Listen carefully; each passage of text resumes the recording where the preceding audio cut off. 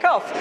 Thank you for joining. My name's WIZZ&CO. I'm the founder of a brand and retail strategy agency called WIZZ&CO. My background was working 12 years at Selfridges. I was head of beauty buying, which was a fantastic job. Before that, I was accessories buyer and also worked in fashion and menswear. So I've had a lot of experience working in retail. I've also worked for brands as well, so for Soho House Retail, their interiors brand and their beauty brand. And then I started WIZZ&CO about 4 years ago. And we work with a cross-section of brands, from independent brand founders to corporate brands to global retailers to investors who are looking to find out what's going on in the market, what they should be investing in.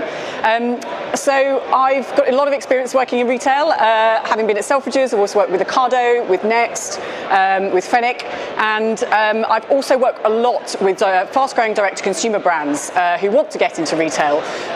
So this is really about how do you decide what you should be doing when you are growing a brand. So I'm going to go into kind of the pros and cons of retail and DTC and what's happening to help you on your journey. So I'm going to talk about what's really going on in retail. It's something I'm asked about all the time. Should I be going into retail? Is retail dead? So kind of want to talk a bit about that and the trends today. If you're not working with retailers, I'm going to talk about how to pitch to buyers. I've literally been pitched to thousands and thousands of times, so know what it takes to get stand out to those buyers. And also, if you're scaling with retail partners, what you can do. So I'm going to give you some tips today of what you can do to improve those retail partnerships. Because actually launching with a retailer is just the start. It's then how do you drive that business, and also then how do you leverage it to increase your direct-to-consumer business as well. So, £1 million question, is retail dead? Something I get asked all the time. And what I would say is, if you read the mainstream headlines, you're going to go, well, yeah, it's very much fear-mongering. Retail's at death's door. The physical store model is dead. So if you're just skimming these, I think a lot of people have been nervous about whether going into retail, particularly pre-pandemic. A lot of people put these strategies on hold. But really, what is happening in retail? This is not the case, I can guarantee that. It's just a big retail reassortment. And again, these are some of the trade press, these are some of the headlines that are coming through. Actually some great statistics here. Physical retail is still very, very strong. We've gone back to pre-pandemic footfall levels in a lot of kind of retail high streets. So there is a huge opportunity in kind of retail and consumer trends, and I'm going to kind of highlight a lot of things today, but if you do want more information, I have got some QR codes here. There's a retail and trend report that's free. It's just on a blog if you do want to find out some more information. So within retail, we've seen the rise and fall of many retailers very quickly. Arcadia, for example, Topshop, that big flagship on Oxford Circus, obviously had its downfall, but actually Philip Green very famously said kind of 10, 15 years ago that, oh, the internet, it's a fad. So understandably, it just didn't keep up with the competitors that were launching, I suppose, in really focusing on that direct-to-consumer business through digital. We've had Debenhams and House of Fraser that obviously kind of gone into an administration, have really kind of had real challenges. But again, this wasn't a surprise. It just was all fast-tracked during the pandemic. John Lewis has had profit warnings, but ultimately they were just directly competing with House of Fraser and with House of Fraser and with Debenhams. They were price matching, so they had real challenges with profits. They weren't innovating. What they were doing, it was nothing different to what was happening on the rest of the high street. And we've seen a lot of exciting retailers come through. People like Next, for example, I suppose a household name that we're very familiar to seeing on the high street, but actually they've been, I suppose, very British in a way and quietly creeping along and taking a lot of market share from these retailers that have, I suppose, fallen to the wayside now. They've got a very, very strong digital business and online business, and they sell a huge amount of brands within that portfolio. And it's the #1 retailer for fashion, for home, for kids wear in the UK. So not to be underestimated. Some people know this and like, yes, we love it, but other people don't really understand the scale or the size of that yet. So this has been slowly creeping along. You have some amazing kind of retailers that have emerged, like Flannels, still part of the Frasers group, but they've gone super luxe. They've really targeted a Gen Z customer and really targeted people outside of London, which actually is a kind of a breath of fresh air to me.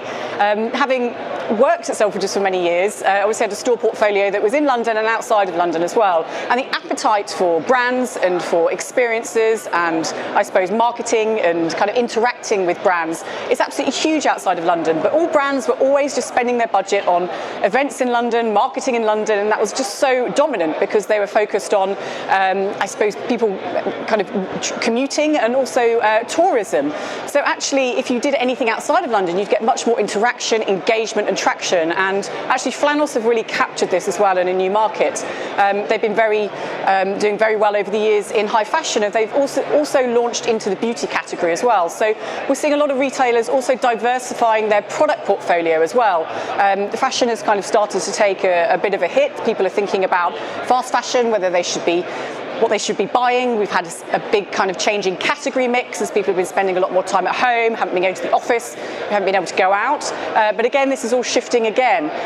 A lot of people have been thinking more about beauty, self-care, well-being. So again, this category mix has really started to change. And also the way we shop, the way we consume information as well is really started to change. And I think we can probably all resonate with the way we used to shop, the way we shop now. And I suppose the difference as well with our attention spans, I've certainly found it myself, is we loved digital at the beginning of the pandemic and we were all spending a lot of time online, we were researching, but we see things like the rise of things like TikTok with the kind of these 3-second quick videos, and we're constantly scrolling, but actually not much information is going into our brains. There's too much information out there. So actually we're seeing this kind of bubble burst a bit of digital because it's getting harder to get cut through. There's been a huge amount of digital advertising changes with kind of iOS upgrades. There's a lot happening in the past week or so with Facebook ads.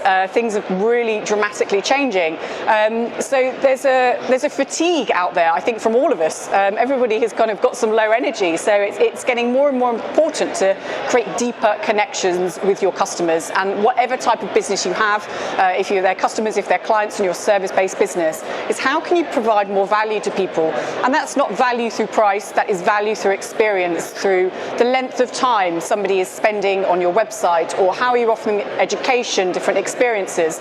I mean, like today, I really value everybody who's spent the time to come and sit here today and listen to me, because hopefully you'll come away with something and you'll remember something that you can apply to your business, rather than a quick scroll through Instagram and kind of consuming all of this content that's very hard to remember when you're looking at multiple things at once. I talk a lot about retail and consumer trends. I'm hugely passionate about it. I think having been a buyer for so many years, I had to constantly predict the future. I was working kind of 6 months or 12 months ahead, predicting what the customer wanted, what brands to bring in, what the trends were. So it's kind of very instinctive to me. And it's so important to be following what's happening to make sure you are future-proofing your business. So if you do want some more information, I talk regularly, so please do follow me on this. And I put a lot of content out for free on this one. So if you're not working with retailers already, don't be scared to pitch them. I see this as, I suppose, a real turning point that can really shift someone's business, is working with a large retailer. And a lot of people separate D2C and retail. They think, oh, there's all these high growth D2C businesses, I want to be one of those. But actually, a lot of those D2C high growth businesses, they've either had big investments to start with, or they have had a big community or audience, or it's somebody who's got a true expertise in digital marketing, and those are the ones where I kind of see that high growth. If you don't have those experiences, it can be more challenging, but actually working with retailers can mean that you can access a huge customer base very quickly. It gives brand trust to customers as well, because they can really start to see, well, there's validation here. It's sat next to some of these other big brands that I know about, and actually it creates a halo effect for your direct-to-consumer businesses as well, and it can reduce your digital advertising costs, for example, and it can just kind of create a more, I suppose, holistic way for you to scale your brand, which I think is more important than ever, because we are seeing so many changes in the digital world, from accounts being blocked on Instagram, like I mentioned, the digital advertising challenges. Again, even with retail, when we've had the store closures, that's been challenging as well. So we can't rely just on one channel, and we shouldn't be thinking about just one channel. And I think I see a lot of business owners, whether they're founders or they're corporate leaders, and their focus often kind of gets sucked into one area of the business. So I'm kind of always encouraging people, how can you zoom out of your business? How can you look at the bigger picture? What are the multiple different touch points that your customer could be discovering you? Because ultimately that will bring brand trust, and that will then kind of increase your conversion rates, and whether that's in store or that's digital as well. So if you are pitching to buyers, I'm going to be giving you some tips today, because it really, really can leverage your business. And I've seen a lot of people thought, hang on, I'm going to wait to see what happens for the pandemic. We have another crisis going on now, which is obviously tragic, but actually this isn't a time to stand still, because it makes businesses work harder than ever. And when I was working in buying, we had to work harder than ever. When times were challenging, when times were tough, it was really about, right, we need to knuckle down. What's working, what's not? Let's be cutthroat. Let's get new stuff in. We have to excite customers and really encourage them to come into store or shop on our websites. So my number one tip is refine your USP. So this is your unique selling point. What is your point of difference? And when I say this, it's what is your point of difference truly? The amount of people I meet, and everybody starts a business because they think they've seen a gap in the market. There was something that they couldn't find. But there are millions of new brands out there now. And it's really understanding not only before you launch, but also when you have launched and when you're about to pitch to buyers. Make sure you're looking at the market again, working out what that point of difference is, and how you can communicate that really clearly and really succinctly. So again, going back to that kind of that digital fatigue, that kind of how it's hard for us to keep remembering so much information, we need to be able to communicate what we're doing really, really quickly, where it can resonate with somebody. And often that's creating an emotional connection with somebody. There are a lot of female-founded, sustainable vegan skincare brands out there. That's not telling me anything. They're all facts. That's not emotion. That's not going to think, I need that in my life. That's solving a problem for me. So it's really about how do you stand out. And for example, what I say at WIZZ&CO is, I want you to be the brand that your customers rave about. And automatically, I hope people goes, yay, I want that to be me. So it's creating that one line, it's creating that connection. Because again, this is going to be so important when you are pitching to a buyer as well. That buyer is going to know the market inside out, they're going to know their product assortment inside out, and so you need to be then reviewing your point of difference compared to the brands they already stock. They are not going to be discontinuing a brand to bring in something that's quite similar. So people think, oh, I've already created the brand, I don't need to do this again, but you need to be constantly reviewing it, evolving it to keep relevant. So this is something I love working with brands on. I have got a great blog on my website which has got a kind of a free guide to this if you do want some more information, and some great examples of before and after as well, of some of the brands that I've helped refine this with. Ultimately, do your research. And this may sound obvious, but honestly, the amount of people that would contact me when I was a buyer, they spelt my name wrong, they didn't even bother finding out my name, they copied and pasted an email and saying, hey, this would be great fit for Harrods. And I was like, hey, no, this is Selfridges. It's kind of those are some real basics. But also, the more you know about that business, the better you can refine your pitch. The better you can make it to be more tailored to what they're potentially looking for. So making sure you're researching that retailer, keep up to date with what they're marketing, what you think their objectives are, and so you can really start to align your communication and your pitch to the people that you want to get stocked with. Also really think about trending categories as well. So what's happening in the market? Kind of as I mentioned earlier, there was this big shift towards self-care, towards wellness, kind of in the last 18 months. So it's what's happening in the market and how does your brand align to that as well. And maybe think about, even if you're not in one of these trending categories, how can you potentially be collaborating with them? How can you maybe change your communication methods? And actually, I was talking to one of my clients yesterday. It's a home decor brand, really really fast-growing D2C. They sell amazing cushions that are succulent shapes. Really cool, they put IP on it, but actually they've suddenly realised they've had this big shift with what's happening in digital, and they've got to really, really change what they're about. And they've realised there's some categories that they can harness in their kind of communication methods. So actually it was like, this was great for a period of time, but then we need to evolve our strategy. We need to really think about what is it that people are looking for at the moment, and how can we align to kind of what those customers are looking for. So again, it's kind of that constant, it's not completely changing your brand or your product, but it's what's that communication and that pivot, which again, thinking about this is going to really help when you're pitching to those retailers. This is my biggest bit of advice. If you're going to remember one thing today about pitching to retailers, this is prove your sales value. It's forgotten 9 out of 10 times with people that are pitching to buyers. Even the people I probably launched actually when I was at Selfridges have probably forgotten this in some instances. And this is about understanding the buyer's mindset. They're super creative, they're futurists, they're thinking about the trends and what's happening, but they're super commercial. I was always tasked with double-digit growth year on year, and so you're really thinking about what's going to sell every day, every hour, every week, every month. You're constantly looking at sales reports. So that buyer wants to understand that, yeah, if I take this brand, it's going to make me a lot of money, and that's ultimately what their key objectives are. So when you're pitching to them, you need to be really thinking about proving your sales value, proving your kind of commercial opportunity to the buyer. And people say, well, what do I do? Do I come up with a sales number? And absolutely not, you can't do that. That's tricky to do. But what you can do is demonstrate some, I suppose, some statistics, some facts, some great bits of information of the successes you've had about how quickly your business is growing. And if you include those in a pitch pack, it means that you can really start to demonstrate to the buyer that you're growing quickly, and actually they'll think, oh, hang on, this is interesting, this is happening, that's happening, maybe I need to speak to them and find out a bit more. So I kind of call it a brag list. Think about your brag list. What are the things you're most proud of in your business about how quickly you've been scaling, and how do you incorporate those into a pitch pack in a quite a succinct way, because a buyer will be looking at it quite quickly. And again, there's a bit more information on the blog as well, but it's about crafting something that kind of is really attractive to a buyer, and it's playing to that kind of creative point of difference, but also to their commercial, I suppose, their commercial awareness and their KPIs.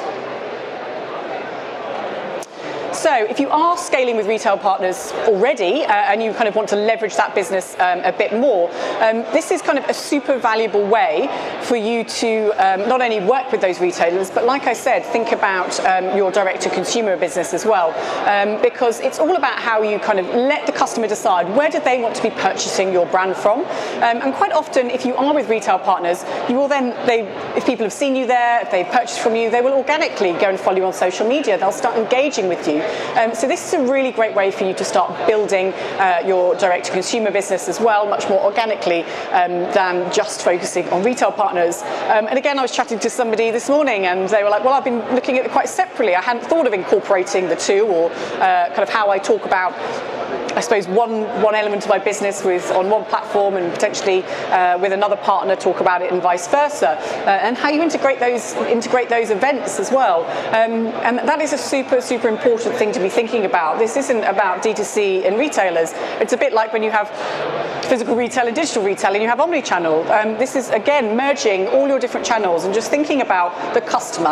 Always put the customer at the core of your decisions. And I think, having worked at somewhere like Selfridges, and it was such an incredible place to work with it, they always are thinking about the customer. It's such a great shopping experience from that point of view.